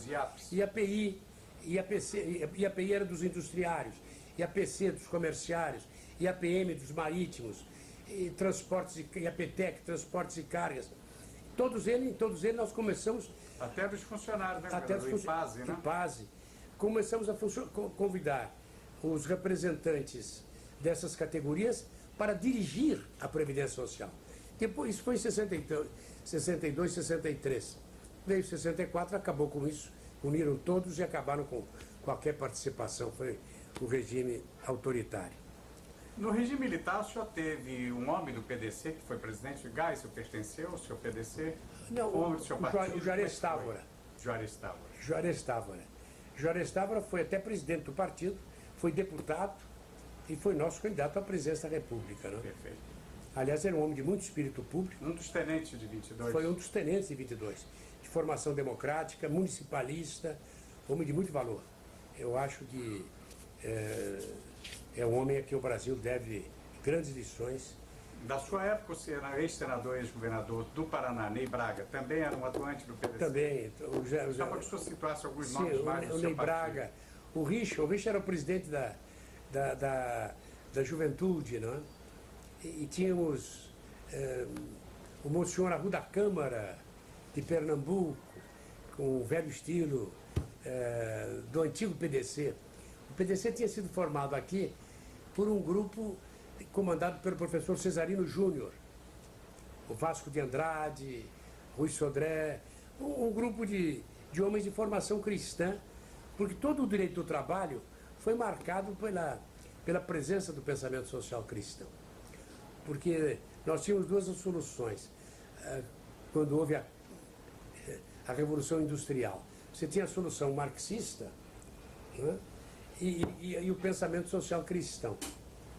Passados 70 anos, o que aconteceu? A solução da União Soviética, do Estado centralizador, da economia planejada, do partido único, da eliminação da propriedade, fracassou. E o pensamento social cristão propunha que a legislação devia introduzir modificações para estabelecer um limite de horas de trabalho, regulamentação, descanso semanal, aposentadoria, proteção ao trabalho da mulher. Foi um direito novo que surgiu. No meu tempo de faculdade não havia cadeira de direito do trabalho. O direito do trabalho surgiu em consequência desse movimento social visivelmente inspirado no pensamento social cristão. O senhor fez uma referência há pouco a Juscelino. Nessa nossa entrevista, que em verdade é um documento para a memória do Brasil, a gente vai e volta, às vezes, os acontecimentos, principalmente o senhor, uma história tão longa como esta. Juscelino cumpriu aquela meta dos 50 anos em 5, no seu entender? Não, eu acho que ele fez muita coisa. É claro que nenhuma obra é perfeita, mas a mudança da capital, a questão do desenvolvimento industrial são aspectos positivos. Ele era candidato e seria eleito. Eu, aliás, tenho uma carta dele que eu só interpretei posteriormente, muito delicada, mas era um convite para que eu fosse o ministro do Trabalho no governo que ele planejava obter na sua eleição. Eu sempre tive com ele um bom relacionamento, mas não pertencia ao seu partido.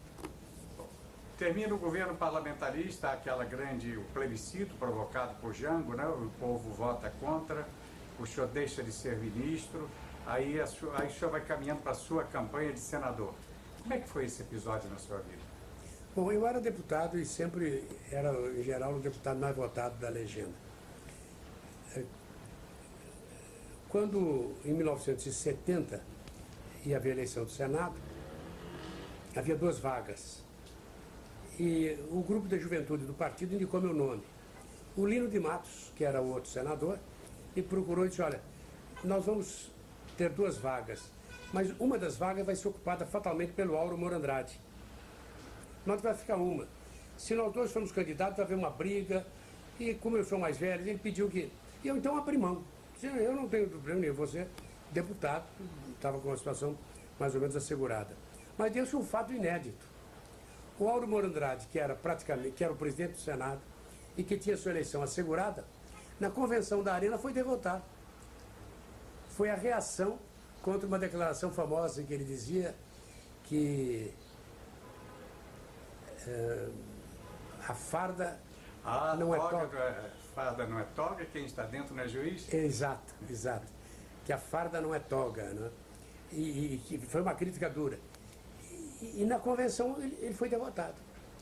Abriram-se então 2 vagas. Aí o Lino, que tinha pedido que eu não fosse candidato, reunia um grupo de deputados lá em Brasília, e ele, o Pedroso Horta, o Chico Amaral, o Roberto Cardoso Alves, que eram deputados, me fizeram um apelo para que eu fosse candidato ao Senado, porque nós tínhamos possibilidade de eleger os 2 senadores. E eu fui. A eleição foi dura, porque o governo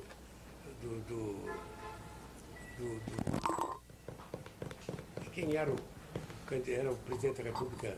Qual ano que o senhor está falando? 70? É. 70 nós já estávamos com o Médici, parece? O Médici tinha sido. E a expressão, diga sim ao presidente da República. E a Arena era a grande vitoriosa. Eu consegui me eleger, fui o único da oposição, fora o Rio de Janeiro, onde nós não éramos provavelmente de oposição, a ser eleito nessa ocasião.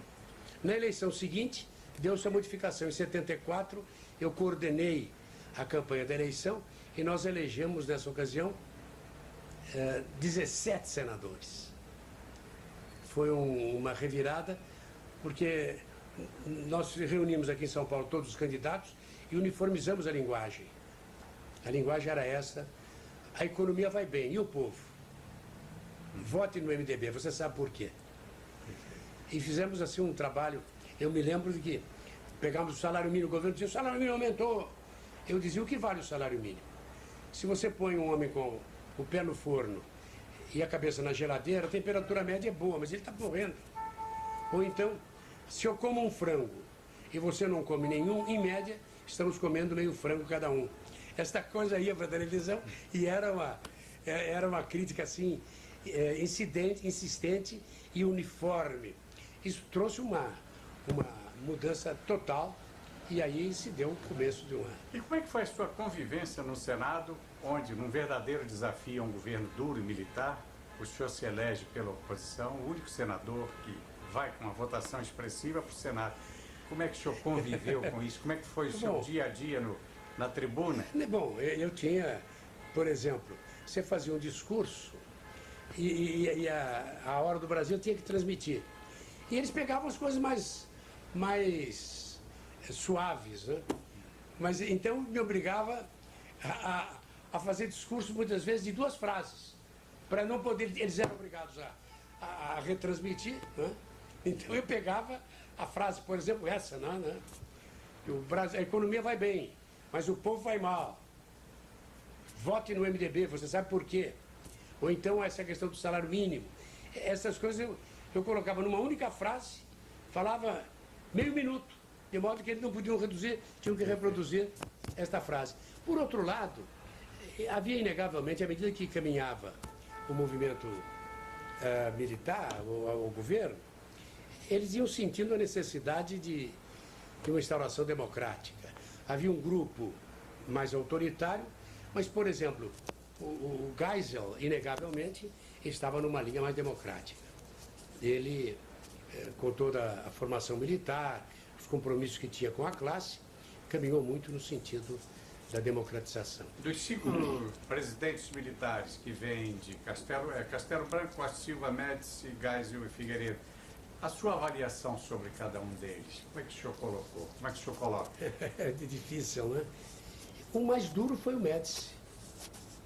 O mais democrático foi o Geisel. O mais preparado, competente foi o Castelo Branco, era um homem de bom preparo, etc. Né? O Costa e Silva era mais um bonachão, era um homem muito simpático, etc. Mas ele não tinha muito prestígio nas próprias Forças Armadas. Mas eu acho que a experiência levou-os a aceitar a democratização e nisso o Tancredo era muito hábil. Em lugar de criticar os militares, ele elogiava a forma pacífica com que eles estavam aceitando esta transição e o abandono do poder.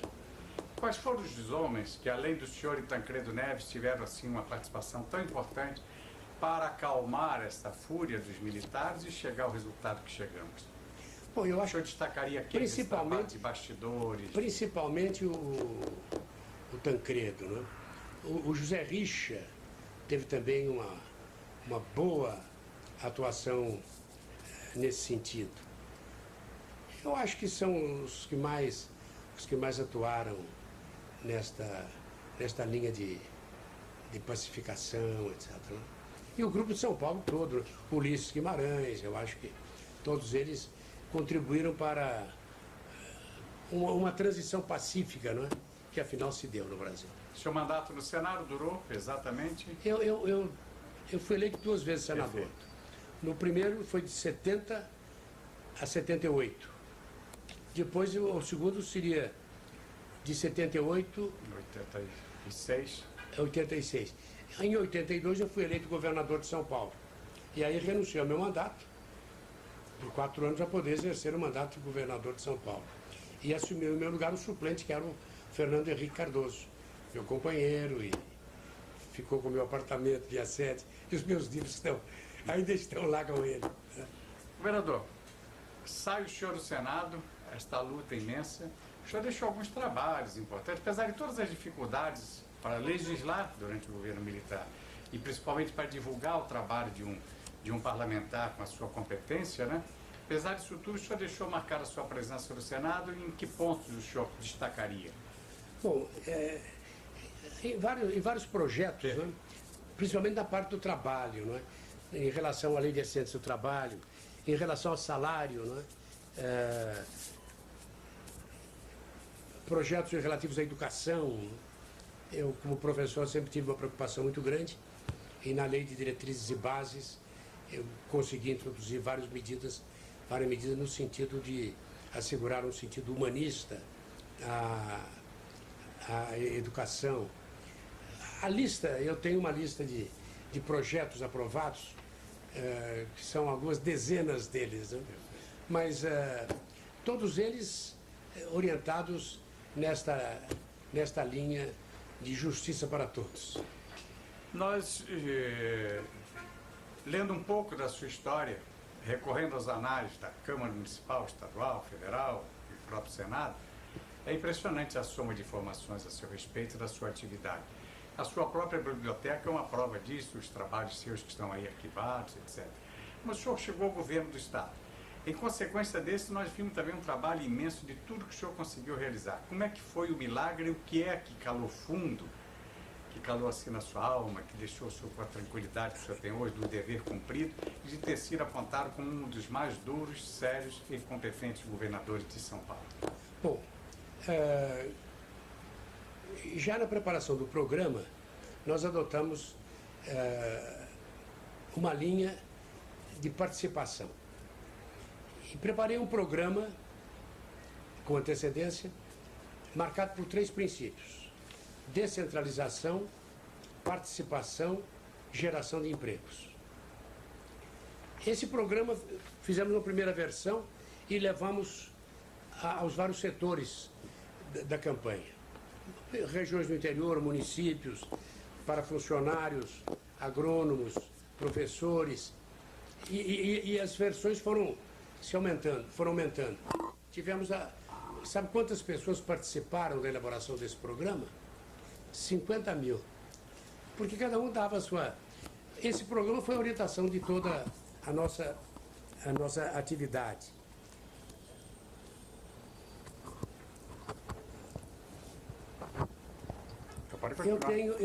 Eu vou lhe passar, porque é muita coisa, um documentário sobre as experiências de descentralização e participação em todas as áreas. No plano da educação, por exemplo,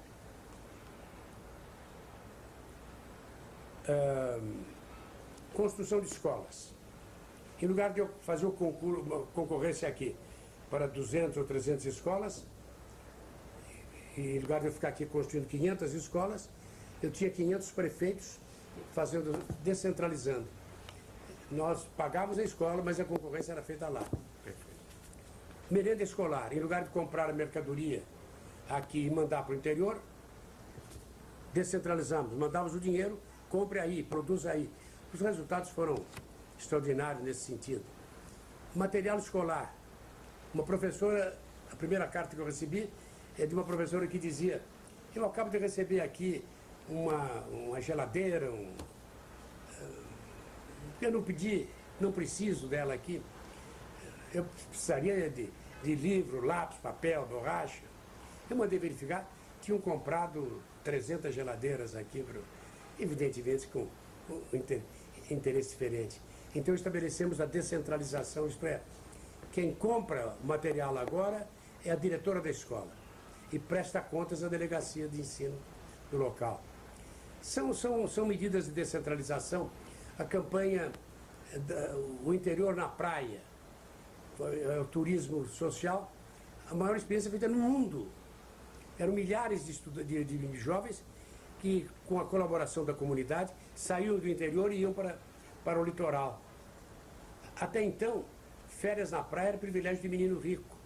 Passou a ser direito de todo menino de escola pública. Há muita coisa a dizer a esse respeito, precisaríamos uma entrevista mais demorada. Na matéria de saúde, a mesma coisa. O primeiro relatório que eu recebi do secretário da Saúde mostrava que, em São Paulo, 250 municípios não tinham um médico residente.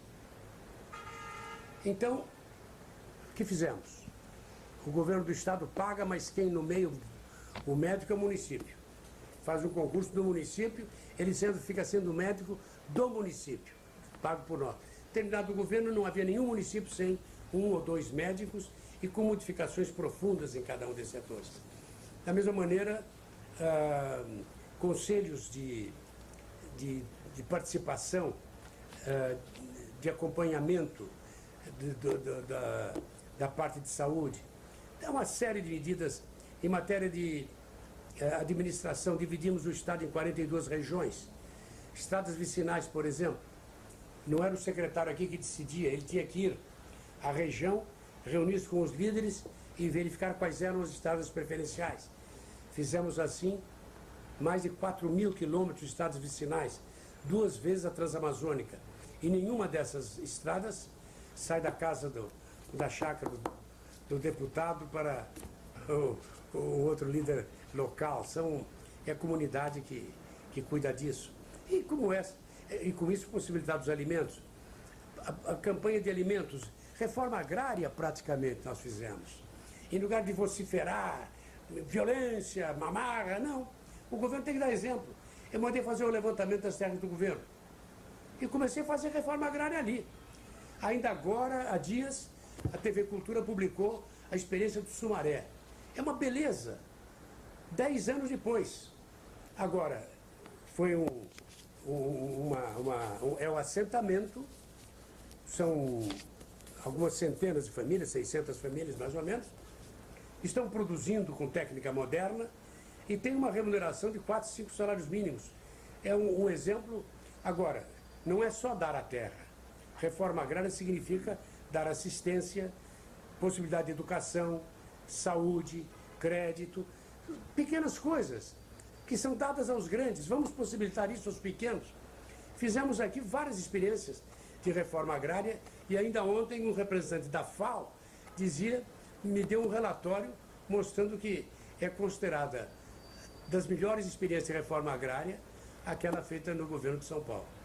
Reforma agrária feita sem a violência, mas com essa campanha descentralizada, os assentamentos. Além de Sumaré, outros pontos no Estado, Pontal do Paranapanema. Bom, além do Paranapanema, do Vale do Ribeira, há dezenas de assentamentos que foram feitos. Outra medida foi dar o título de propriedade, que era confuso. E feito o levantamento, nós demos a milhares de sitiantes o seu título de propriedade para que ele pudesse, com mais segurança, inclusive oferecer aquela terra como garantia para os financiamentos que tivesse. São várias medidas e fizemos algumas desapropriações também. É uma reforma agrária feita pelo município, pelo Estado. Como pode ser feito também pelo município e pela União, sem a violência, sem ameaçar. É questão do governo saber agir e numa linha de solidariedade, de justiça e não de violência, né? Esses pontos bases, esses pontos importantes, melhor dizendo, dessa sua atuação, desse seu governo, o senhor acha que teve seguidores fiéis? Bom, ou faltou pulso ou talento? Algumas coisas ficaram. Por exemplo, em matéria de assistência, havia na lei, quando eu assumi, um dispositivo dizendo que a primeira-dama era responsável por um chamado Fundo de Assistência Social do Palácio do Governo. Um negócio muito paternalista. Minha mulher, que é assistente social, pediu que mudássemos o nome. Começou por mudar o nome. Passou a ser Fundo de Solidariedade do Estado de São Paulo. E em lugar de aproveitar a verba para cooptar o apoio dos prefeitos, estabeleceu-se que essa verba seria destinada a cada município que organizasse um Fundo Municipal de Solidariedade. Foram criados 540 fundos de solidariedade por leis municipais. Fizeram algumas campanhas de artesanato, defesa do menor, mas principalmente uma campanha de alimentação. Mãos à horta. Sabe quantas hortas domiciliares, caseiras, foram feitas? 250 mil. Multiplicado por 4 pessoas por família, significa que 1 milhão de pessoas estavam produzindo seu próprio alimento. E o exemplo estava sendo dado pelo Palácio. Porque, como você vê aqui, no Palácio do Governo, uma parte do jardim se transformou em horta. E todo mundo que almoçava comigo lá, o primeiro prato era uma salada com... Sem agrotóxicos. Sem agrotóxicos. Isso você viu muito, é a linha da participação. São aí alguns exemplos, haveria muito. Podemos, se quiser, um dia fazer um depoimento sobre cada um desses aspectos. Nós aceitamos, inclusive, que o senhor sabe, e agora, para completar, deixar um documento da sua vida, né? Pois é. E principalmente, eu quero destacar os chamados conselhos representativos da comunidade. Conselho da Condição Feminina, Conselho da Comunidade Negra, Conselho dos Deficientes, Conselho dos Idosos, terceira idade, Conselho de Jovens, Conselhos Comunitários de Segurança, cada um deles pegando a participação. Conselho da Mulher, por exemplo, foi o primeiro conselho feito no Brasil. Hoje, em quase todos os estados e no governo federal. A primeira presidente foi a Eva Blay, hoje senadora. Hoje senadora. A segunda foi a Alda Marco Antônio. Que está vindo do Rio de Janeiro depois de uma atuação importante. Daí saiu a Delegacia da Mulher. Foi fruto disso. A primeira delegada foi a Rose, que é deputada e hoje secretária. Então você veja como criamos canais que permitiram a participação da mulher. A mesma coisa com a comunidade negra, com os deficientes. Em suma, esses canais de participação representam esta grande virada, esta grande mudança qualitativa. Não é o governo que faz. O governo deve ter condições para que a sociedade participe. Não queremos ter um governo apenas democrático, mas uma sociedade democrática e participativa. Essa foi seguramente a marca do nosso governo. Governador, nós passamos o tempo e deixamos alguns itens que esses, por acaso, eu tenho anotados e gostaria de citar. É importante que essa juventude deste século, deste ano de 94 e do ano 2004, assista e ouçam. O senhor dizer alguma coisa que a história talvez não registre para o futuro com tanta fidelidade, mas principalmente com a pureza e honestidade que o senhor saberá colocar. Entre outros trabalhos, a sua luta pela anistia no país foi realmente alguma coisa extraordinária. Como é que foi esse movimento pró-anistia em 79, por aí? Bom, era uma necessidade para corrigir os abusos e os excessos da ditadura. E houve uma grande compreensão. O povo deu muito apoio e acabou forçando o governo a aceitar essas condições. Eu acho que esse é um dado realmente importante.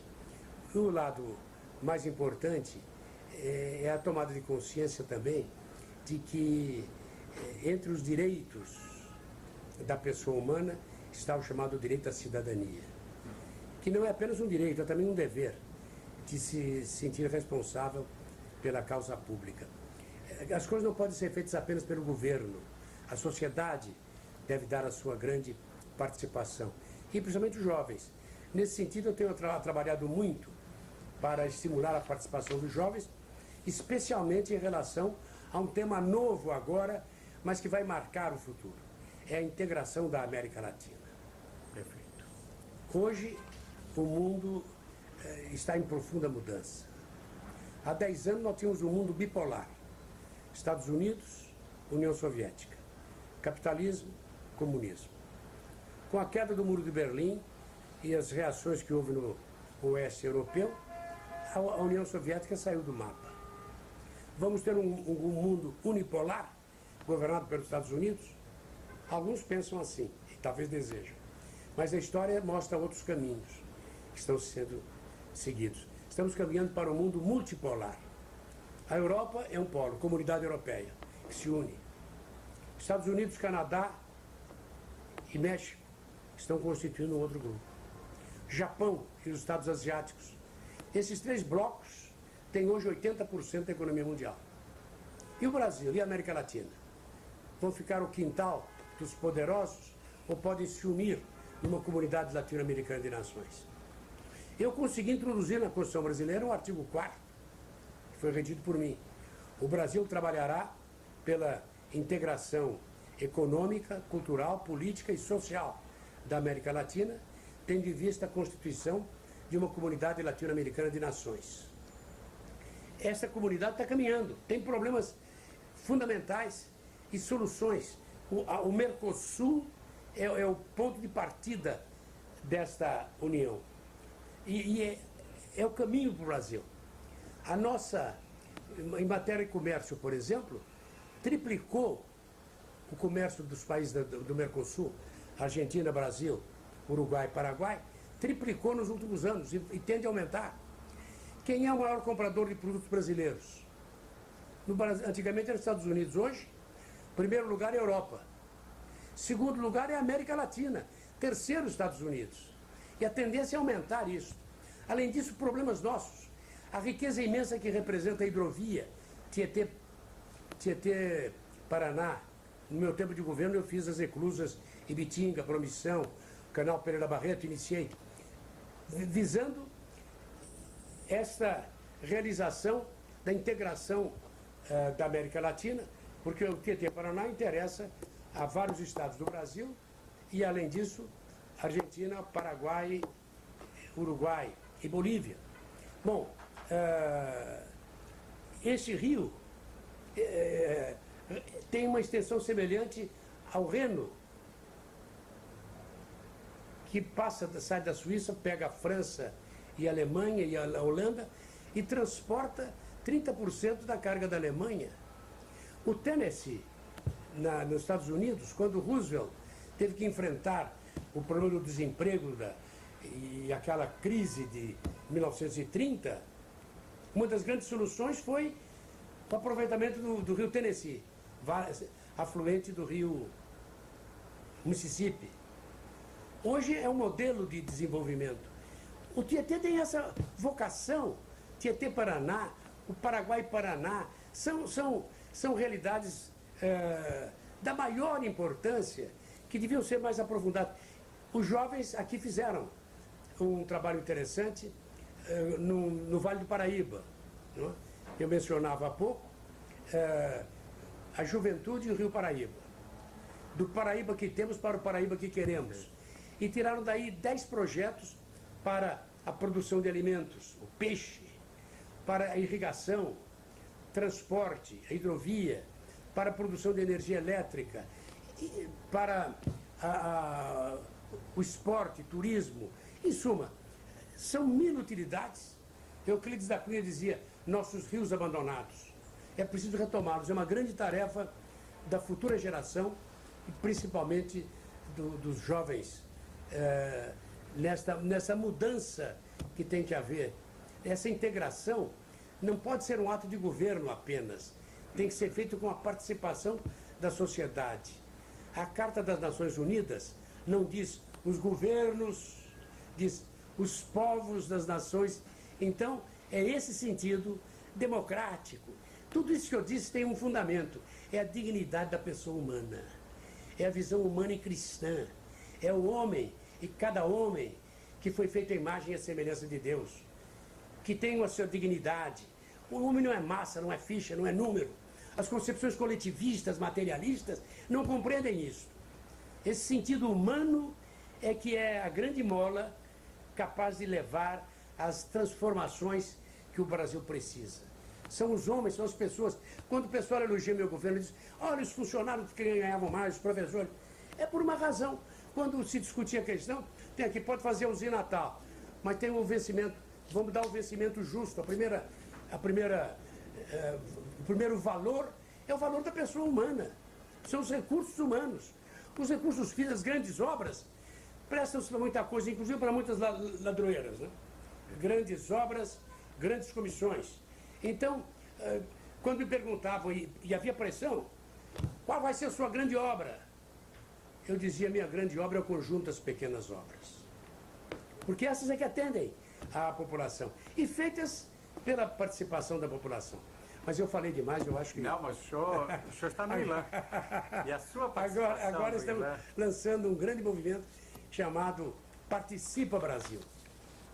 Participa Brasil. Temos o privilégio de estar vendo os seus primeiros itens. Ele está contido, Participe Brasil, em 5 pontos do Programa Nacional, né? Exato. Queria que o senhor falasse sobre cada um deles. Esse Participa Brasil significa fundamentalmente que a grande reforma que nós precisamos é uma reforma, um salto qualitativo.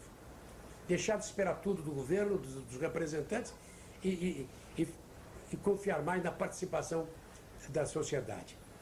Os 5 pontos são esses. Primeiro, ética na política.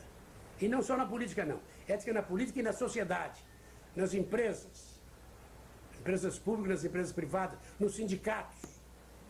Ética. Segundo, isso hoje é consciência nacional. O segundo ponto é uma política de descentralização e participação. Municipalização das políticas sociais, etc.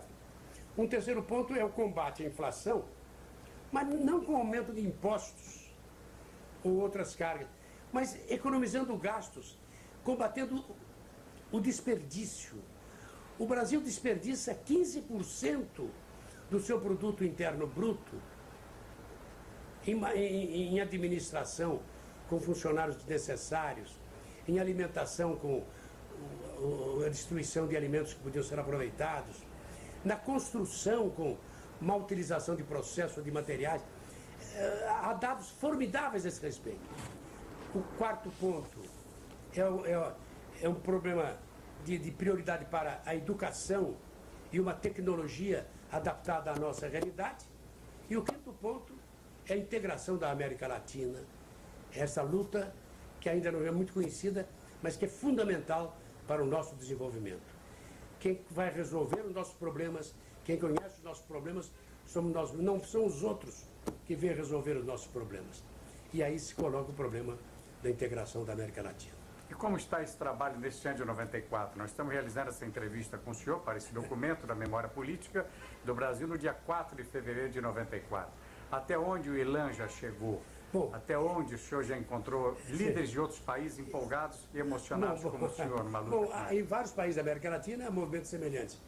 Mas esse movimento Participa Brasil é um movimento voltado praticamente para o Brasil, unindo vários movimentos que estão sendo feitos.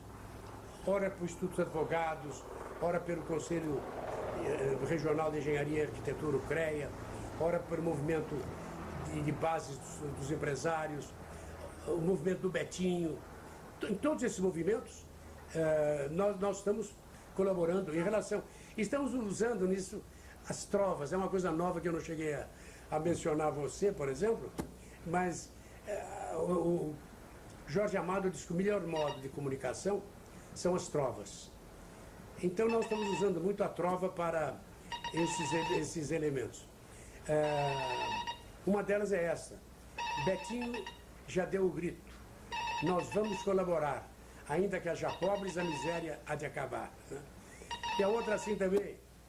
Contra a fome só há um remédio. Ele se chama comida. Vamos plantar nossa horta e melhorar nossa vida. E toda uma série de trovas que podem ajudar essa comunicação. A ideia é unir todos os movimentos de participação para fazer deles a grande mola da transformação do Brasil numa linha de solidariedade.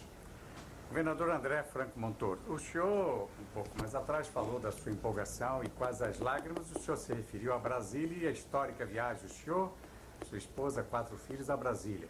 Mas hoje, nesses 94, os filhos já são mais. O senhor já tem 7 filhos.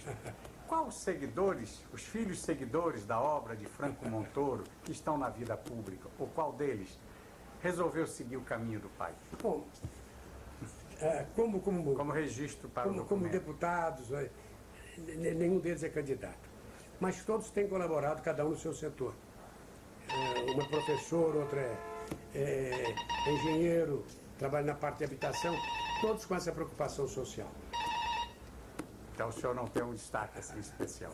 Governador, o senhor nos oferece a oportunidade e sabemos, hoje tivemos inclusive algumas dificuldades, alguns problemas, tomamos muito do seu tempo, mas nós não vamos abrir mão para o projeto Memória Política do Brasil, da União Parlamentar Interestadual, que o senhor fundou com alguns abnegados idealistas como o senhor, no seu primeiro mandato. Nós não vamos abrir mão da sua proposta. Então, fica aberto o nosso convite, fica aceita a sua vontade de virmos ao senhor. Sabemos do seu tempo muito ocupado, para destacar cada um desses itens, porque a pretensão da União Parlamentar Interestadual, e repito, neste ano de 94, presidida por um deputado de São Paulo, que é o deputado Tonico Ramos, a nossa pretensão é deixar exatamente para gerações do futuro, exemplos de vida pública, de dignidade e de respeito como a sua. O senhor realmente, felizmente, é um bom exemplo de dignidade na vida pública que tanto está faltando ao Brasil de 94.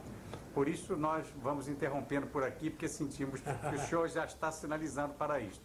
Mas não abrimos mão e pedimos o seu compromisso de cada um desses itens, em dia e hora que o senhor melhor julgar, de voltar com as nossas câmeras para ir gravando, então, esses depoimentos que servirão para os sociólogos, psicólogos, jovens políticos, enfim, as outras gerações estudarem, analisarem, porque o Museu de Imagem e Som é o nosso portador para guardar toda essa história. Então eu deixo, por hoje, os microfones da União Parlamentar Interestadual para que o senhor faça a sua poesia, fale da sua emoção, deixe as suas lágrimas, que o senhor segurou bastante hoje, enfim, que o senhor deixe uma mensagem para nós, da União Parlamentar Interestadual, para este Brasil de 94. Bom, eu agradeço essa oportunidade, agradeço o convite, aceito o convite para que periodicamente eu possa fazer o depoimento sobre alguns desses aspectos e até com a documentação que eu disponho, e concluo dizendo que tudo isso que eu acabo de dizer e toda a orientação pode ser marcada por 3 gestos. Ao gesto dos braços cruzados, da indiferença burguesa. Há problemas que me importam. Eu também.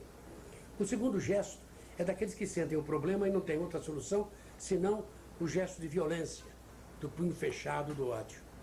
Qual o nosso gesto? Deve ser o braço cruzado, o punho fechado. Há o terceiro gesto, que são os braços abertos da solidariedade e da fraternidade. É esse sentido de solidariedade que, a meu ver, deve marcar a nova civilização e o novo Brasil. É um sonho. Eu quero concluir com a frase de Dom Helder.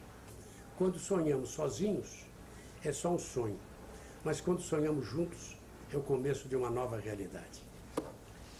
Este, senhoras e senhores, é o depoimento do governador André Franco Montoro. Nós estamos no dia 4 de fevereiro de 1994 e, como percebe, este trabalho da União Parlamentar Interestadual, o projeto Memória Política no Brasil, tem sequência, trazendo deste século o depoimento daqueles que participaram e fizeram a história política do país, no campo da administração, no campo social, no campo da literatura, enfim, todos aqueles que participaram para que o Brasil fosse, ou seja, um país melhor, mais humano e de mais progresso. Está feita a nossa proposta e o governador Franco Montoro voltará então para cada um desses itens em próximos depoimentos, para que o Museu de Imagem e Som do Estado de São Paulo seja portador durante vários anos, ou 10 anos ao menos, dessa gravação, dessas entrevistas, desses depoimentos, porque na íntegra, 10 anos após o seu depoimento, eles estarão sendo de conhecimento do chamado grande público brasileiro. Em nome da presidência da União Parlamentar Interestadual, o deputado Tulipo Ramos, em nosso próprio nome, obrigado pela poesia, pela lição de vida, mas principalmente de amor ao próximo e de amor ao Brasil. Obrigado, governador. Muito obrigado.